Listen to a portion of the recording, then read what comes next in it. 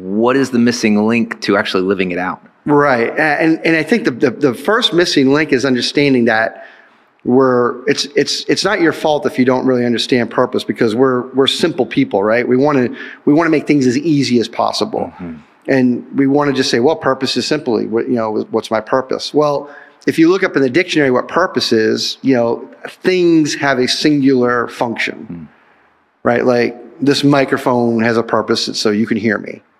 And if it doesn't work, you can't hear me. It's very simple. Mm-hmm. But with people and their purpose and all those other things, it's not just one thing. It's a whole bunch of things. And you really have to think about, what is it that you're supposed to do, and what are the sacrifices that are going to be, and what are the joys that will come through with what is it your purpose is going to be. And it really takes a combination of really three things of being able to put this purposing together.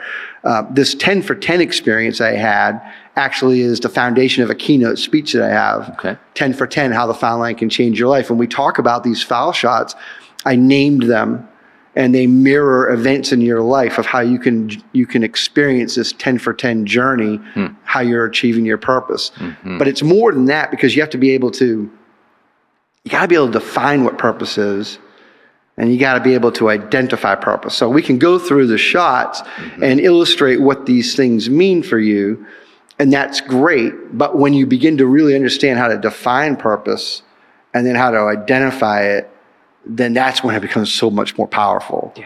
Can you give us an example, maybe from one of the 10, as to how it relates to living out your purpose?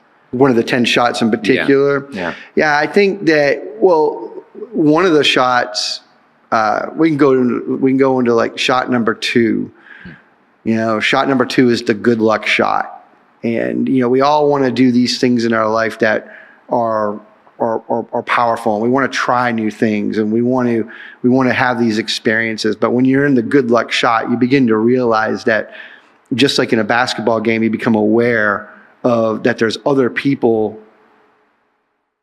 participating in this game, if you will, right? Yes. A lot of them are your cheerleaders, and they want you to succeed. Mm-hmm.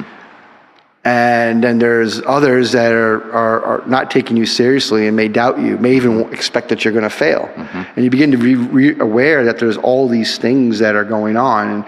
And if you start, even when you start a new job, you're the new guy at work. Yeah. And the people who hired you, they want you to succeed, of course, and they're excited for you, and they just made you this offer letter.